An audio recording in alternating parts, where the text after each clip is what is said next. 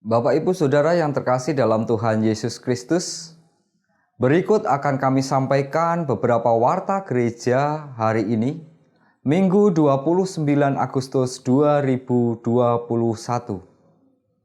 Yang pertama, Majelis Jemaat GKI Boyolali beserta segenap anggota jemaat mengucapkan terima kasih kepada Pendeta Tunggul Barkat Gumelar atas pelayanan firman-Nya hari ini, dan kepada saudara-saudara yang terlibat dalam pelayanan di kebaktian ini. Kiranya Tuhan memberkati pelayanan kita sekalian. Yang kedua, jadwal kebaktian GKI Boyolali. Diberitahukan ke jemaat dan simpatisan GKI Boyolali bahwa selama bulan September, ibadah tetap dilaksanakan secara online melalui kanal YouTube GKI Boyolali pada pukul 9 waktu Indonesia Barat. Dan melalui siaran radio CJDW FM 107 MHz pukul 19 waktu Indonesia Barat sampai pemberitahuan lebih lanjut. Demikian warta jemaat hari ini. Warta selengkapnya dapat dibaca dalam warta jemaat hari ini. Selamat beribadah, Tuhan memberkati.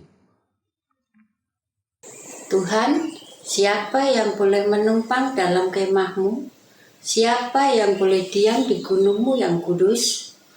Yaitu Dia yang berlaku tidak bercela, yang melakukan apa yang adil, dan yang mengatakan kebenaran dengan segenap hatinya, yang tidak menyebarkan fitnah dengan lidahnya, yang tidak berbuat jahat terhadap temannya, dan yang tidak menimpakan cela kepada tetangganya, yang memandang hina orang yang tersingkir, tetapi memuliakan orang yang takut akan Tuhan, yang berpegang pada sumpah walaupun rugi, yang tidak meminjamkan uangnya dengan makan riba, dan tidak menerima suap melawan orang yang tak bersalah. Siapa yang berlaku demikian tidak akan goyah selama-lamanya. Mazmur 15 ayat 1-5.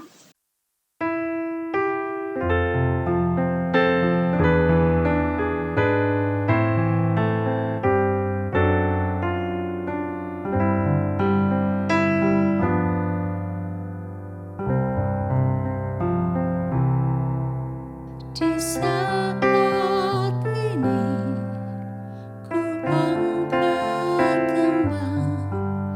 ku angkat tembang bagi Yesus. Di saat ini ku ucap syukur padanya.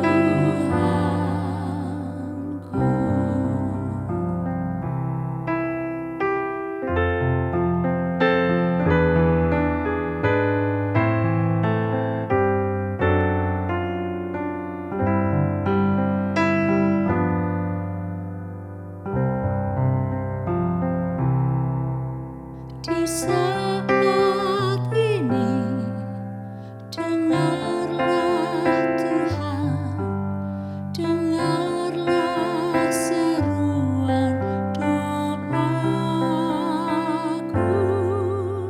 Di saat ini, ku mohon Tuhan, ku mohon berkat kasih-Mu. Ku kasih Engkau, ku kasih Engkau, ku kasih Engkau,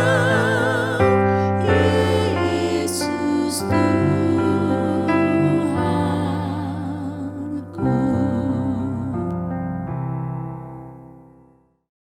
Saudara-saudara yang dikasihi dan mengasihi Allah, kebaktian ini berlangsung di dalam satu keyakinan bahwa pertolongan kita adalah di dalam nama Tuhan yang menciptakan langit dan bumi.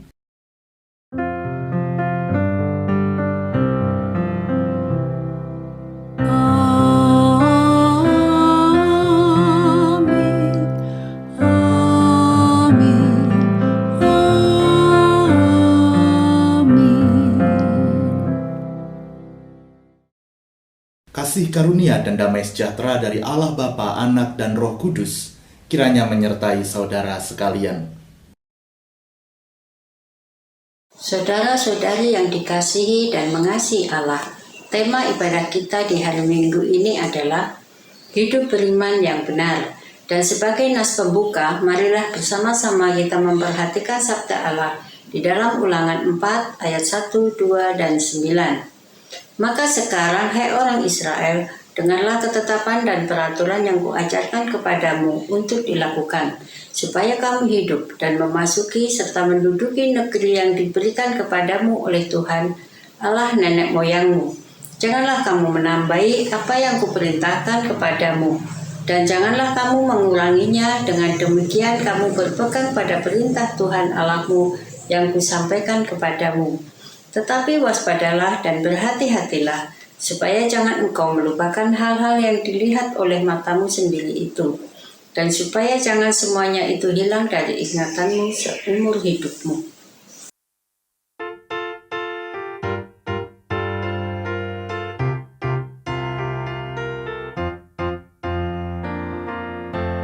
Apalah arti ibadahmu kepada Tuhan bila tiada rela sujud dan syukur? Apalah arti ibadahmu kepada Tuhan bila tiada hati tulus dan syukur? Ibadah sejati jadikanlah persembahan. Ibadah sejati kasihilah sesamamu. Ibadah sejati yang berkenan bagi Tuhan. Jujur dan tulus ibadah murni bagi Tuhan.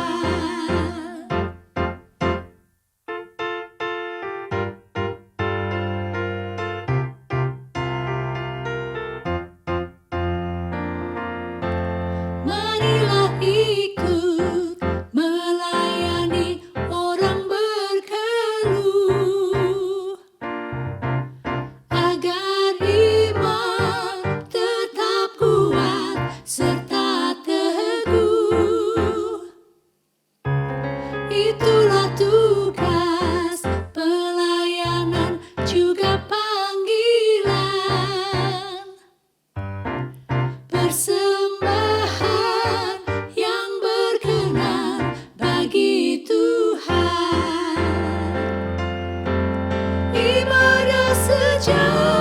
dijadikanlah persembahan.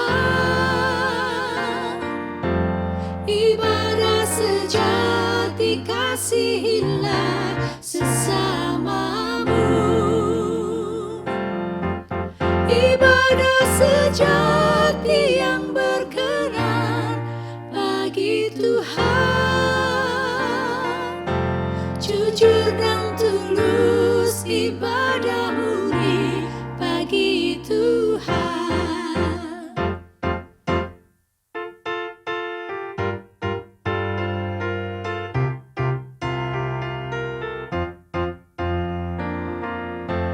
Berbahagia orang yang hidup beribadah,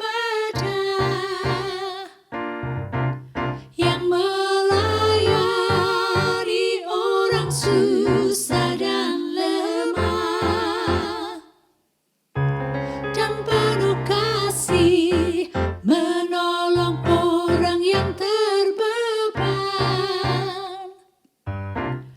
Itulah tanggung jawab orang beriman.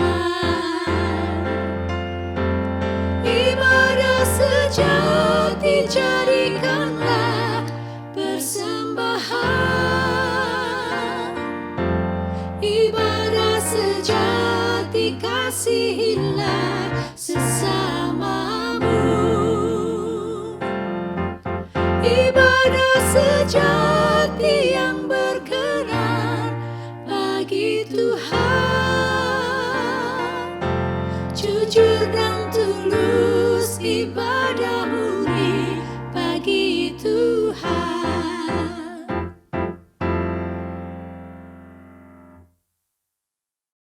Saudara-saudari yang dikasihi dan mengasihi Allah, marilah kita mengaku dosa di hadapan Allah berdasarkan Mazmur 130. Dari jurang kesusahan aku berseru kepadamu ya Tuhan. Tuhan, dengarlah seruanku, perhatikanlah permohonanku. Jika Engkau terus mengingat dosa kami ya Tuhan, siapakah dapat tahan? Tetapi Engkau suka mengampuni supaya orang menjadi takwa. Aku menantikan bantuan Tuhan, janjinya kuharapkan. Aku merindukan Tuhan, lebih dari seorang peronda merindukan fajar. Berharaplah kepada Tuhan, hai umatnya, sebab Ia tetap mengasihi dan selalu siap menyelamatkan. Dia akan membebaskan kita dari segala kesalahan kita. Amin.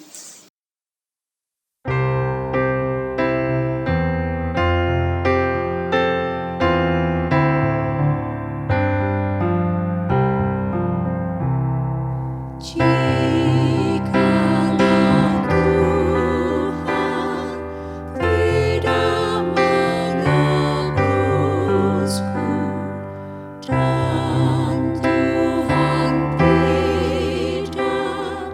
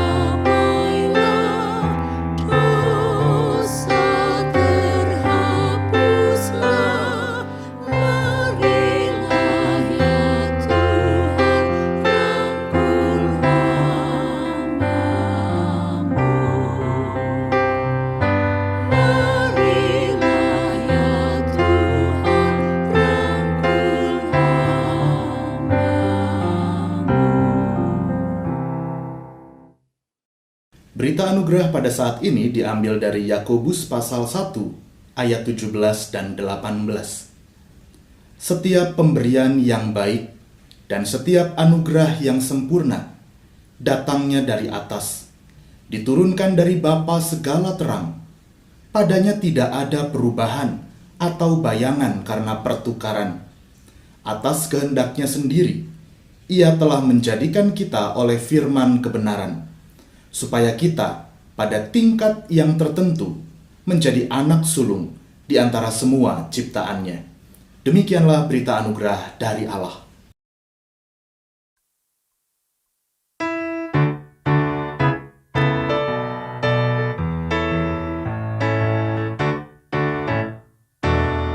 Tuhanku berjanji dengan firman-Nya, segala diatasinya. Yang paling tak mungkin dimungkinkannya bagi yang beriman padanya. Tiada yang mustahil asal kuat beriman. Tiada yang mustahil bila firman kau pegang. Firman Tuhanmu dengarkanlah, tiada yang mustahil baginya. Percayalah kepadanya, peganglah firman-Nya. Segala hal menjadi mungkin beserta Tuhan.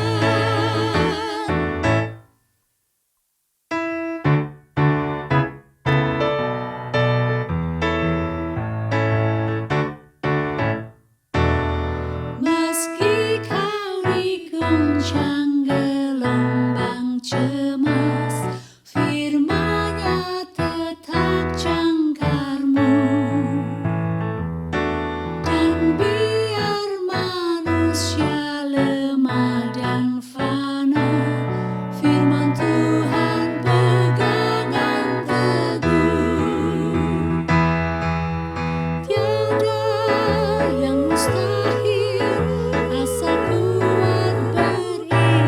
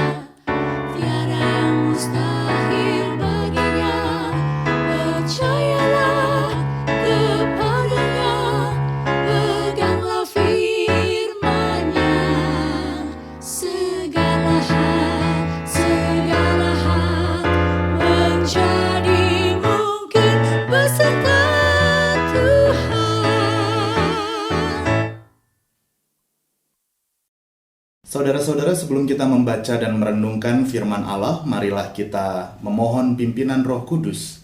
Kita berdoa. Di dalam segala keterbatasan diri kami, ya Allah, biarlah kiranya Engkau saja yang menuntun kami untuk dapat memahami kehendak-Mu di dalam kehidupan kami. Biarlah kiranya sapaan firman-Mu pada saat ini mampu kami respons melalui pendengaran kami dan melalui tindakan nyata kami. Di dalam Kristus Sang Firman yang hidup, kami memohon. Amin. Bacaan Alkitab kita pada saat ini diambil dari Markus pasal 7, ayat 1 sampai 8, ayat 14 sampai 15, dan ayat 21 sampai 23. Pada suatu kali serombongan orang Farisi dan beberapa ahli Taurat dari Yerusalem datang menemui Yesus. Mereka melihat bahwa beberapa orang muridnya makan dengan tangan najis, yaitu dengan tangan yang tidak dibasuh. Sebab orang-orang Farisi seperti orang-orang Yahudi lainnya tidak makan kalau tidak melakukan pembasuhan tangan lebih dulu. Karena mereka berpegang pada adat istiadat nenek moyang mereka. Dan kalau pulang dari pasar, mereka juga tidak makan kalau tidak lebih dahulu membersihkan dirinya. Banyak warisan lain lagi yang mereka pegang. Umpamanya hal mencuci cawan, kendi, dan perkakas-perkakas tembaga. Karena itu orang-orang Farisi dan ahli-ahli Taurat itu bertanya kepadanya, "Mengapa murid-muridmu tidak hidup menurut adat istiadat nenek moyang kita, tetapi makan dengan tangan najis?" Jawabnya kepada mereka, "Benarlah nubuat Yesaya tentang kamu, hai orang-orang munafik. Sebab ada tertulis, bangsa ini memuliakan aku dengan bibirnya, padahal hatinya jauh daripadaku. Percuma mereka beribadah kepadaku, sedangkan ajaran yang mereka ajarkan ialah perintah manusia. Perintah Allah kamu abaikan untuk berpegang pada adat istiadat manusia." Lalu Yesus memanggil lagi orang banyak dan berkata kepada mereka, "Kamu semua, dengarlah kepadaku dan camkanlah. Apapun dari luar yang masuk ke dalam seseorang tidak dapat menajiskannya. Tetapi apa yang keluar dari seseorang, itulah yang menajiskannya.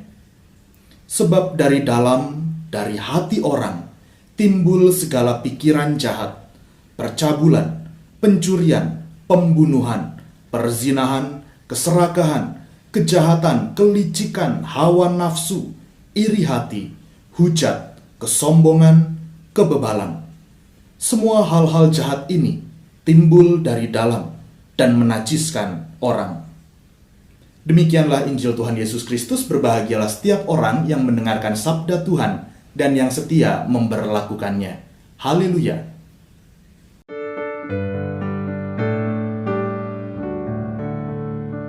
Haleluya, haleluya, haleluya.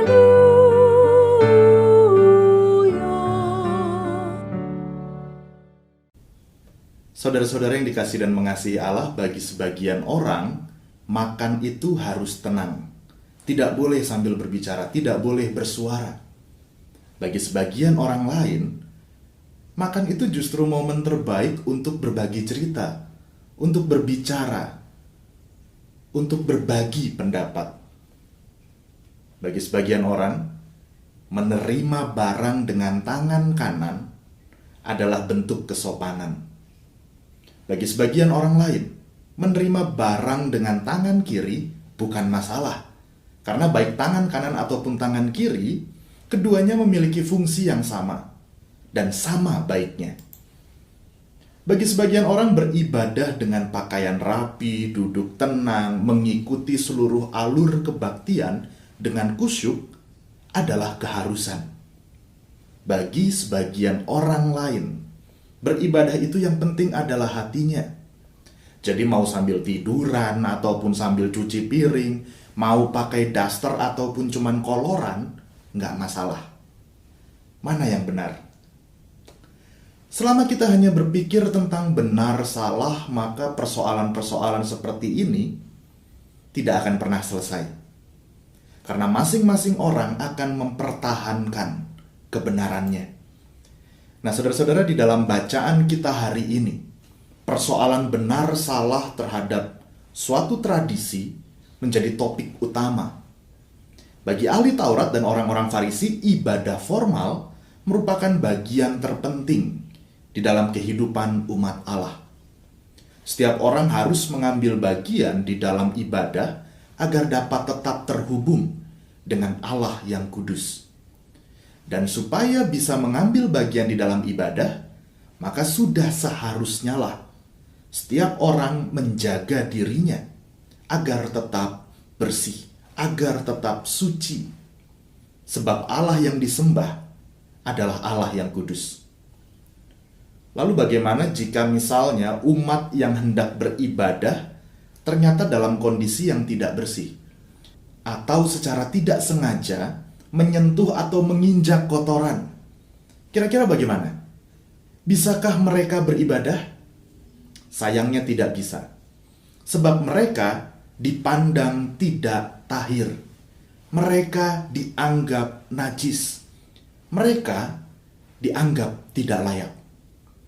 Jika mau beribadah, maka mereka harus menyucikan diri mereka terlebih dahulu.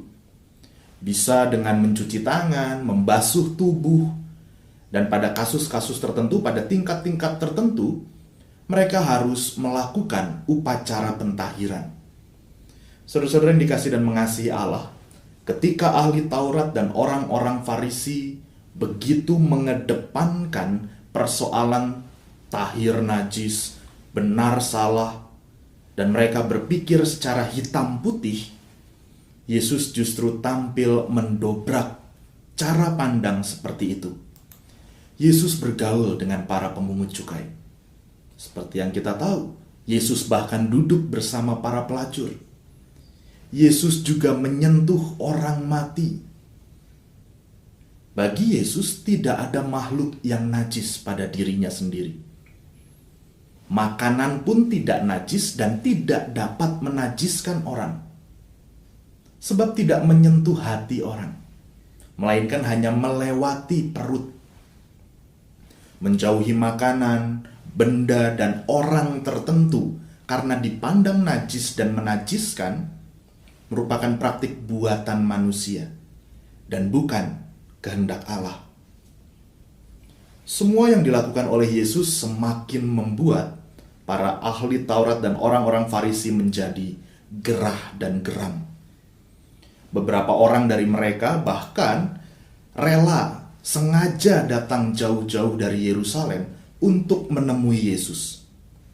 Dan ketika mereka menemui Yesus, mereka menyaksikan murid-murid Yesus makan dengan tangan najis. Mereka makan tanpa mencuci tangan terlebih dahulu. Ya, kalau hal itu dilakukan di zaman sekarang, di masa pandemi ini, jelas itu berbahaya. Tetapi yang dilakukan pada zaman itu tidak ada kaitannya dengan persoalan pandemi, tidak ada kaitannya dengan persoalan kesehatan ataupun masalah medis, melainkan masalah normatif semata. Tampaknya ini adalah hal yang sepele, makan tidak cuci tangan. Tetapi bagi para pemimpin agama Yahudi, apa yang dilakukan oleh para murid ini merupakan persoalan serius. Kenapa? Sebab setiap saat selalu ada kemungkinan bahwa tangan seseorang dapat menyentuh makanan yang haram, menyentuh binatang yang dianggap najis, menyentuh perempuan yang sedang haid, dan sebagainya. Dan selanjutnya tangan yang najis itu akan menjadi najis pula. Dan ketika makanan itu masuk ke dalam mulut mereka, orang yang memakannya pun akan turut menjadi najis. Rumit ya, ya memang begitulah aturannya. Jadi kalau misalnya saya sedang jalan-jalan lalu tangan saya tidak sengaja menyentuh seorang perempuan yang sedang menstruasi, maka tangan saya ini najis, entah saya tahu atau tidak. Ya. Jadi anggap saja ya ketika saya keluar, ketika saya berpapasan dengan banyak orang, otomatis tangan saya sudah menjadi najis. Ketika saya makan makanan yang halal pun, karena tangan saya ini najis, otomatis makanan yang saya makan menjadi najis. Dan ketika makanan ini masuk ke mulut dan perut saya, maka saya menjadi najis. Itulah yang terjadi. Dan ketika saya menjadi najis, ketika makanan itu membuat saya menjadi najis, maka saya tidak berhak, tidak layak, tidak tahir untuk ambil bagian di dalam ibadah. Karena ini berkaitan dengan aturan rohani. Setiap orang yang kotor di hadapan Tuhan, maka dia tidak layak untuk menghadap Allah yang kudus. Jadi soal cuci tangan sebelum makan ini bukan persoalan tentang kesehatan, sekali lagi perlu saya tegaskan, melainkan soal layak tidak layaknya seseorang datang di hadapan Allah. Melihat murid-murid Yesus makan tanpa cuci tangan, orang Farisi dan ahli Taurat itu mengajukan gugatan kepada Yesus. Mengapa murid-muridmu tidak hidup menurut aturan adat istiadat nenek moyang kita, tetapi makan dengan tangan najis?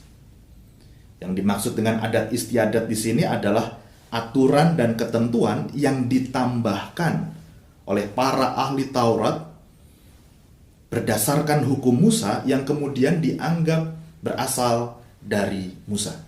Jadi ini adalah aturan-aturan tambahan yang terjadi secara turun-temurun. Bagaimana tanggapan Yesus? Yesus justru mengutip nubuat Yesaya. Dari Yesaya pasal 29 ayat 13. Bangsa ini memuliakan aku dengan bibirnya, padahal hatinya jauh daripadaku. Percuma saja mereka beribadah kepadaku, sedangkan ajaran yang mereka ajarkan adalah perintah manusia. Saudara-saudara, Yesus menyebut mereka orang-orang munafik. Orang-orang yang menekankan ibadah dan kesucian yang lahiriah. Bagi mereka yang penting adalah melakukan aturan dengan tepat, maka mereka pantas, mereka layak disebut sebagai orang baik, orang yang suci. Bukan begitu menurut Yesus. Di mata Yesus mereka justru mengabaikan ibadah dan kesucian batiniah, seperti yang sewajarnya dikehendaki oleh Allah. Kesucian lahiriah bisa dengan mudah dipoles, karena merupakan peraturan buatan manusia sendiri. Orang-orang Farisi dan ahli Taurat itu justru mengabaikan perintah Allah hanya karena ingin terlihat berpegang teguh pada peraturan yang sebenarnya adalah aturan buatan mereka sendiri. Aturan-aturan yang mereka tambahkan sendiri. Yesus kemudian memanggil orang banyak dan berseru kepada mereka, apapun dari luar yang masuk ke dalam diri seseorang tidak dapat menajiskannya. Dengan kata lain, kalimat Yesus ini berarti, ya silahkan, kalian boleh makan apa saja, tidak perlu khawatir, karena semua yang masuk ke dalam mulut tidak dapat menajiskan. Di dalam agama Yahudi dikenal pembedaan makanan yang halal dan haram. Makanan haram itu bisa membuat orang yang memakannya menjadi najis, menjadi kotor. Tentu saja kotor secara ritual, sehingga tidak diperbolehkan mengikuti ritual peribadahan. Para pemimpin agama Yahudi mempertegas aturan mengenai makanan itu. Makanan halal jika disentuh oleh tangan yang najis akan menjadi haram dan menajiskan orang yang memakannya. Bagi Yesus, makanan apapun yang masuk ke dalam perut seseorang tidak akan membuat orang itu najis. Kenapa? Segala sesuatu dari luar yang masuk ke mulut tidak pernah masuk ke hati. Maksudnya hati di sini adalah dalam arti spiritualitas kita. Dalam arti relasi kita dengan Allah. Jadi makanan apapun sebetulnya tidak akan mengganggu hubungan kita dengan Allah.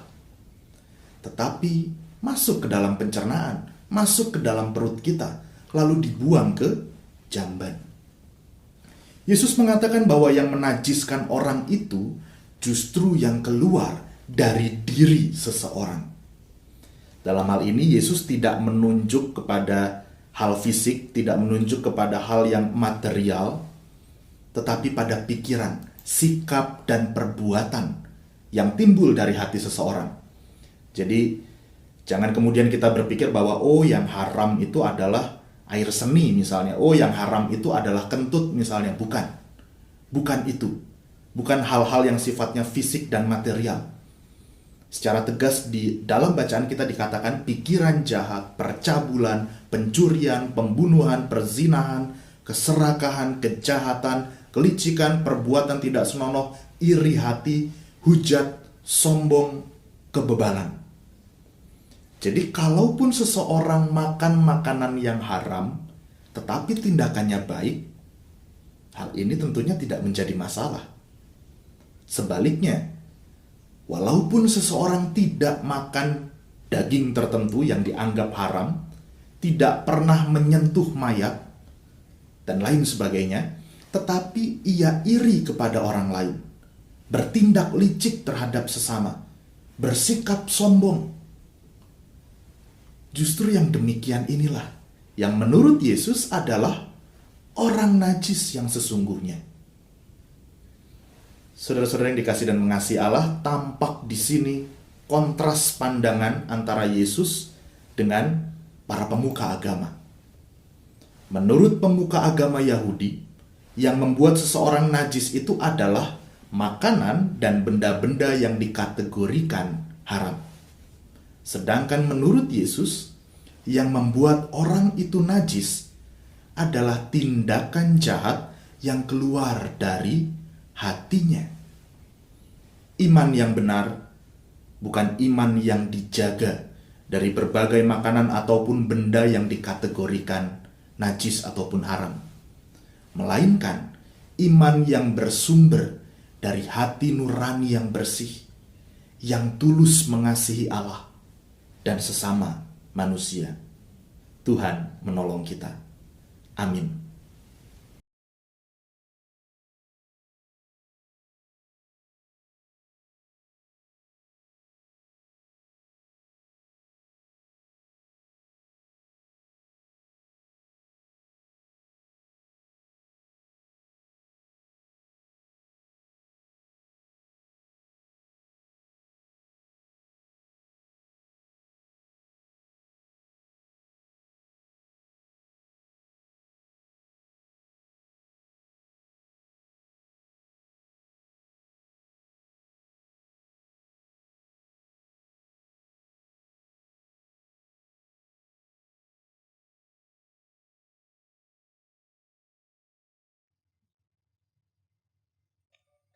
Saudara-saudara, marilah kita mengikrarkan pengakuan iman kita seturut dengan pengakuan iman rasuli.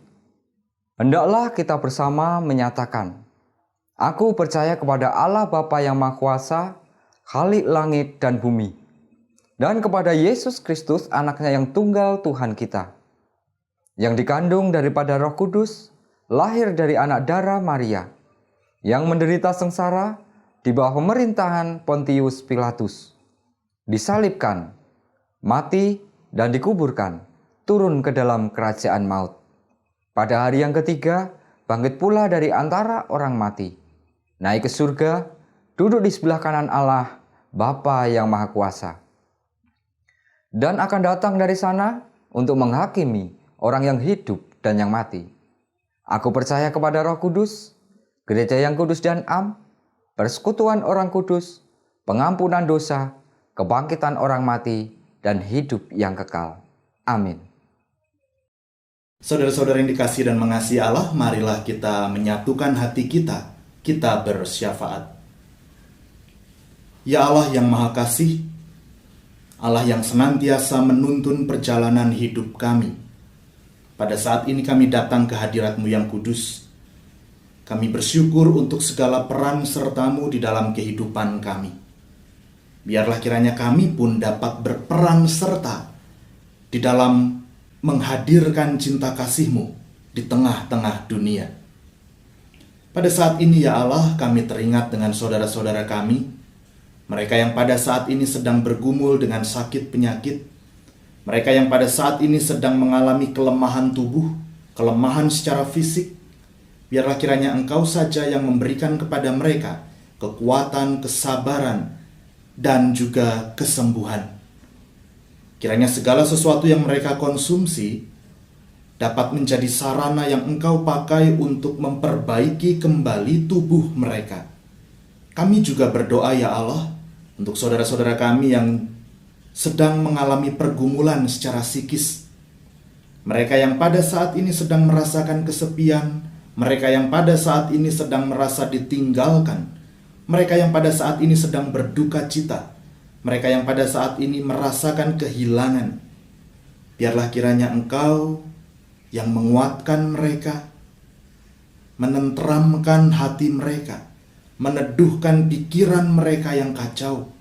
Dan biarlah kiranya Engkau juga memakai kami dan memperlengkapi kami, agar kami dapat menjadi perpanjangan tangan-Mu, menjadi sahabat bagi mereka, memberikan perhatian kami kepada mereka, menjadi pendengar yang baik bagi mereka. Kiranya melalui kehadiran kami, melalui dukungan kami, saudara-saudara kami yang sedang mengalami tekanan hidup ini dapat merasakan juga kehadiran-Mu melalui kehadiran kami. Kami juga berdoa ya Allah untuk orang-orang di sekitar kami, orang-orang di sekeliling kami, mereka yang berbeda dengan kami. Ajarlah kami ya Allah untuk dapat merangkul perbedaan, menghargai segala sesuatu yang tidak sama dengan kami, baik itu pemikiran, cara bertindak, ideologi, agama, suku, dan lain sebagainya. Biarlah kiranya segala perbedaan ini tidak membuat kami berselisih, tetapi kami dapat saling membangun dan saling menerima satu dengan yang lain. Pada akhirnya ya Allah, kami menyerahkan keberadaan diri kami sepenuhnya ke dalam tangan kuasa-Mu. Biarlah kiranya di sisa hidup kami pada saat ini dan seterusnya, kami dapat berjalan bersama-sama dengan Engkau, merasakan cinta kasih-Mu melalui berbagai peristiwa kehidupan yang kami jalani. Di dalam Kristus Tuhan dan Juru Selamat kami yang hidup, kami naikkan syafaat ini. Amin. Saudara-saudari yang dikasihi dan mengasihi Allah, marilah kita mengungkapkan rasa syukur kita kepada Allah melalui pengumpulan persembahan. Adapun nas yang mendasari pengumpulan persembahan saat ini terambil dari 1 Tawarik pasal 16 ayat 29. Berilah kepada Tuhan kemuliaan namanya. Bawalah persembahan dan masuklah menghadap Dia. Sujudlah menyembah kepada Tuhan dengan berhiaskan kekudusan.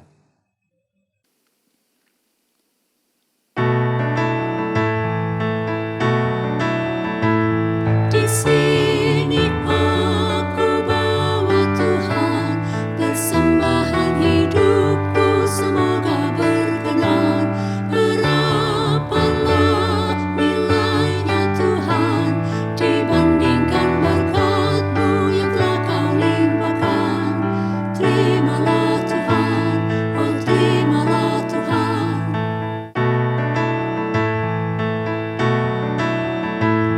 Tanganku yang kecil ya Tuhan, belum mencari makan sendiri ya Tuhan. Terimalah hatiku Tuhan, menjadi persembahan yang Tuhan berkenan. Terimalah Tuhan, oh terimalah Tuhan.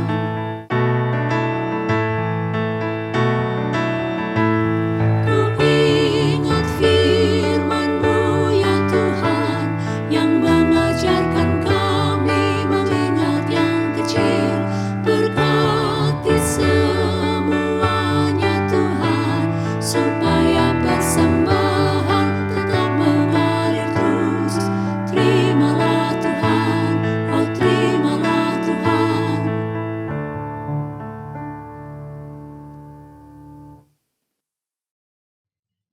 Mari kita berdoa. Tuhan Yesus, terima kasih akan setiap anugerah yang telah Engkau berikan kepada kami. Kami bersyukur akan setiap limpahan berkat yang Engkau perkenankan untuk kami rasakan. Kami bersyukur atas damai sejahtera dan sukacita yang telah Engkau berikan di dalam hidup kami. Tuhan Yesus, saat ini Tuhan, kami ingin mewujud nyatakan rasa syukur kami ini melalui persembahan. Kami tahu Tuhan, kami menyadari bahwa apa yang telah kami persembahkan ini tidaklah sebanding dengan apa yang telah Engkau berikan di dalam kehidupan kami. Tetapi Tuhan, dengan segala kerendahan hati kami tetap mohon kepada Engkau, biarlah Engkau sendiri yang akan mengudus sucikan persembahan ini. Dan kami mohon Tuhan, biarlah melalui persembahan ini, nama Engkau semakin dimuliakan. Tuhan Yesus, saat ini kami juga berdoa untuk pribadi-pribadi yang terlibat di dalam mengelola persembahan ini. Biarlah Engkau sendiri yang akan menuntun. Biarlah Engkau sendiri yang akan memberikan hikmat kepada mereka, sehingga mereka bisa mengelola persembahan ini dengan baik dan sesuai dengan kehendak Tuhan. Tuhan Yesus, saat ini kami juga teringat untuk saudara-saudara kami dimanapun mereka berada, yang mana saat ini mereka belum bisa mengungkapkan, mewujud nyatakan rasa syukur mereka melalui persembahan. Kami mohon Tuhan, biarlah Engkau sendiri akan melawat mereka pribadi lepas pribadi, dan biarlah Tuhan sendiri akan berkati mereka seperti Tuhan berkati kami di tempat ini. Terima kasih ya Tuhan, hanya di dalam nama Tuhan Yesus kami berdoa. Amin.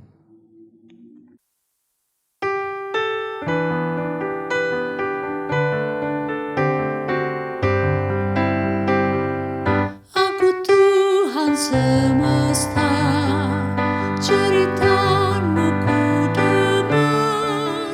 Kau di dunia yang gelap, ku selamatkan. Akulah pencipta terang, malam jadi benderang.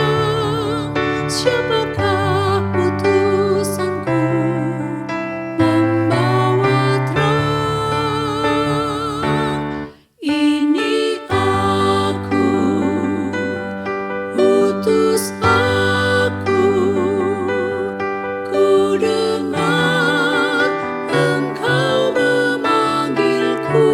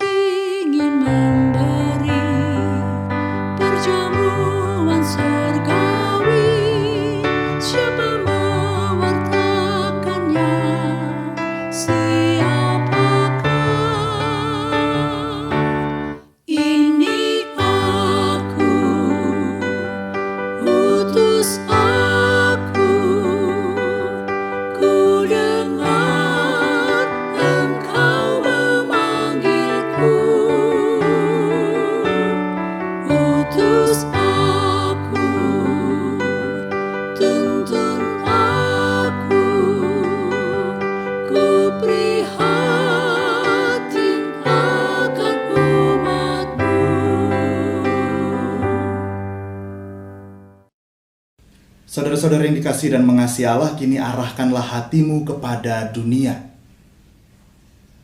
Jadilah sahabat bagi sesama. Terpujilah Allah Bapa, Anak, dan Roh Kudus.